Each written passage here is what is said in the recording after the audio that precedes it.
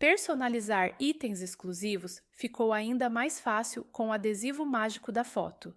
Siga o passo a passo para uma aplicação rápida e perfeita. O primeiro passo é decidir onde o adesivo será colado.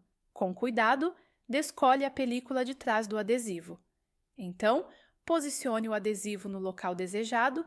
Preste muita atenção, pois o adesivo adere de imediato. Usando os dedos ou um pano seco, pressione do centro para as bordas até fixar bem. Se o adesivo tiver linhas finas, certifique-se que está bem colado. Depois de aplicado, retire a película com cuidado.